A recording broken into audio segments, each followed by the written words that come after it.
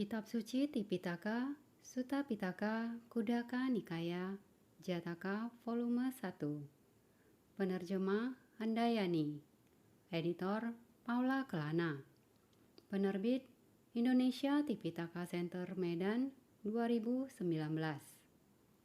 Buku 1 Eka Nipata. Cerita 5 Tandu Lanali Jataka.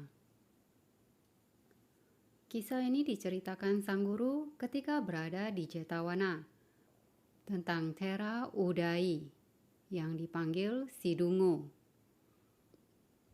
Pada masa itu, seorang biku bernama Dabba dari suku Mala bertugas mengatur pembagian persediaan bahan makanan untuk sangga. Di pagi hari, Dabba sedang menentukan beras untuk dibagikan. Kadang-kadang beras pilihan dan kadang-kadang beras yang mutunya lebih rendah yang diberikan kepada biku Udai. Biasanya saat menerima beras yang mutunya lebih rendah, ia membuat kericuhan di ruang penyimpanan dengan berkata, "Apakah Dabba satu-satunya orang yang mengetahui cara menentukan beras? Bukankah kita semua juga bisa?" Suatu hari, saat ia ricuh, mereka menyerahkan keranjang periksa kepadanya dan berkata, "Ambillah, mulai hari ini engkau yang menentukan pembagian beras." Sejak itu, Udai bertugas menentukan pembagian beras kepada biku sangga. Namun, dalam pembagian yang dilakukannya, ia tidak mengetahui perbedaan beras yang mutunya bagus dan beras yang mutunya lebih rendah.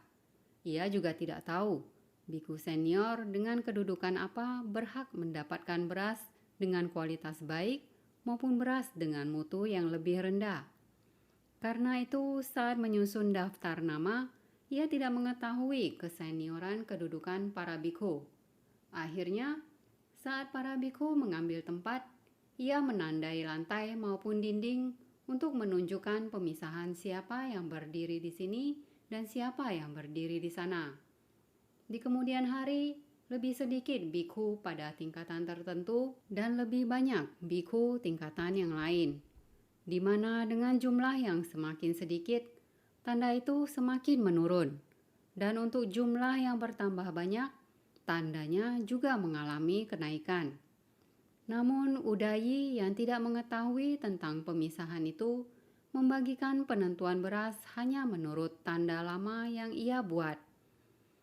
Karena itu, para biku berkata kepadanya, "Awuso Udai, tanda yang engkau buat terlalu tinggi atau terlalu rendah. Beras yang mutunya baik diberikan kepada biku berkedudukan demikian, dan beras yang mutunya lebih rendah diberikan kepada biku dengan kedudukan yang lain." Namun Udai menyanggah dengan alasan, "Tanda itu berada di tempat yang seharusnya ia berada. Jika bukan tempatmu, mengapa engkau berdiri di sana? Mengapa saya harus percaya padamu? Saya hanya percaya pada tanda yang saya buat." Para biku dan samanera mendorongnya keluar dari tempat penyimpanan itu dan berteriak, "Temanku Udai yang dungu, karena pembagian yang kamu lakukan, para biku tidak mendapat apa yang seharusnya menjadi bagian mereka.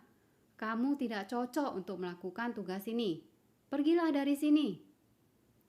Kegaduhan pun terjadi di ruang penyimpanan tersebut. Mendengar keributan itu, sang guru bertanya pada Ananda, "Ananda, ada kegaduhan di ruang penyimpanan. Keributan apakah itu?" Thera Ananda menjelaskan kejadian tersebut pada Buddha.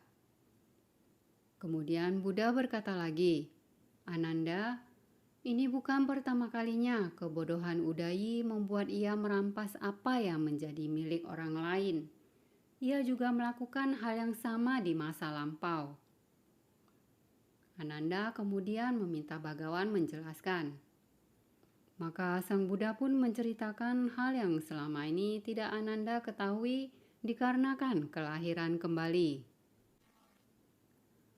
Suatu ketika di masa lalu, Brahmadatta memerintah di Benares, negeri Kasi.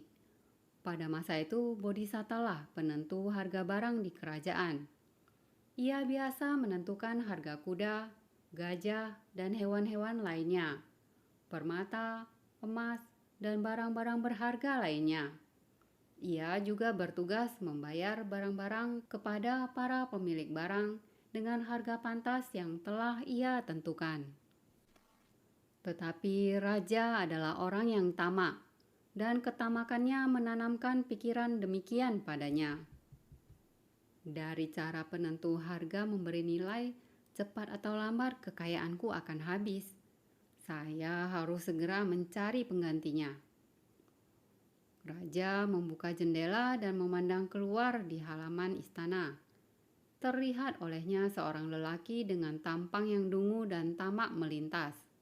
Orang itu terlihat cocok baginya untuk menggantikan posisi Bodhisatta.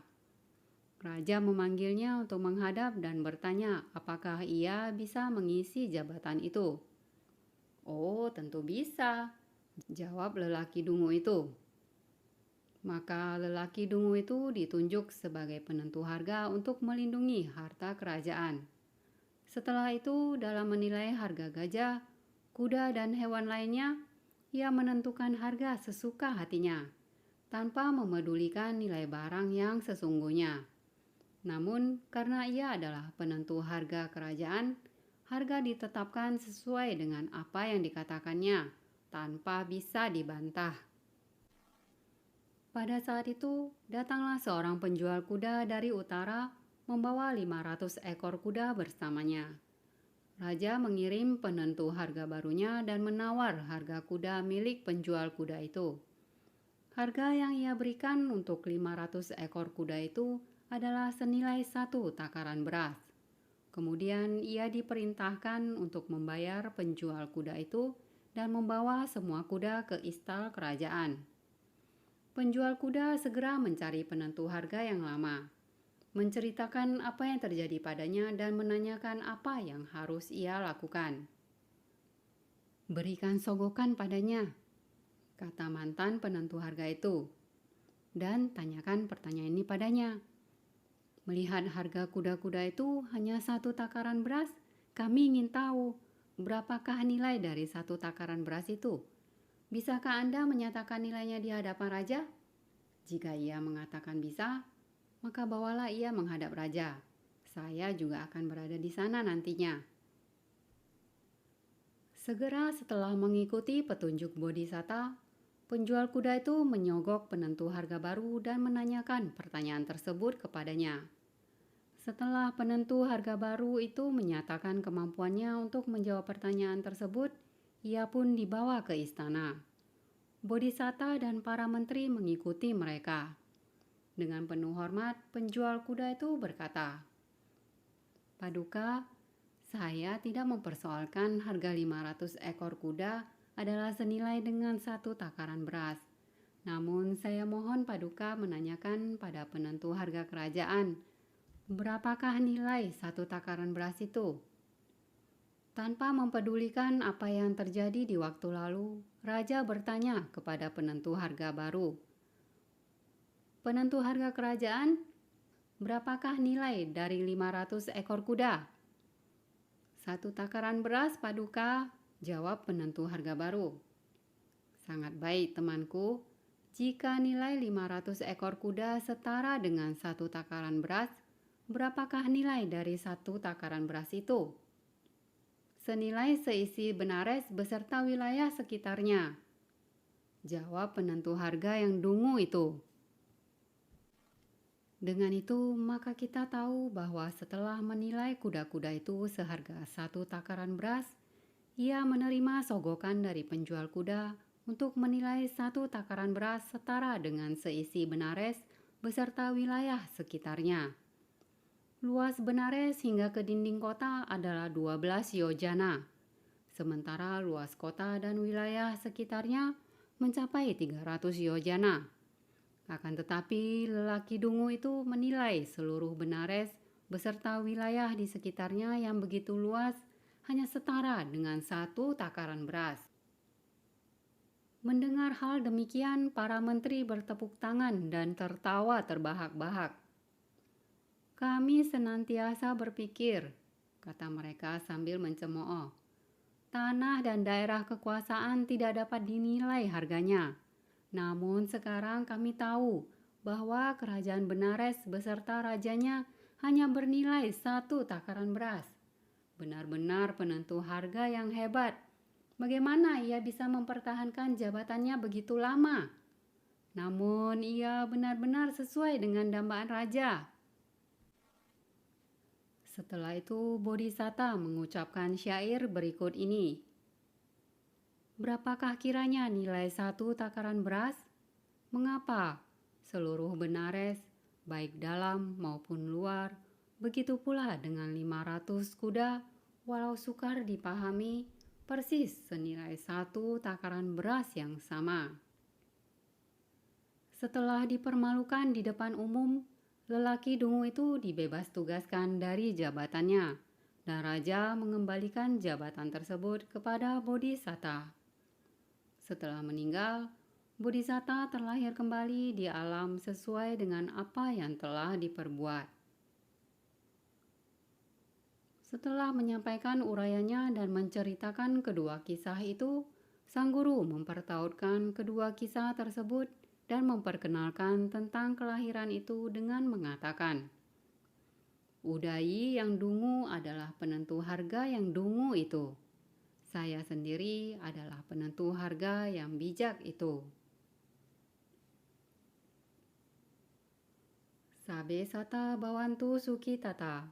Semoga semua makhluk berbahagia. Sadu, sadu, sadu.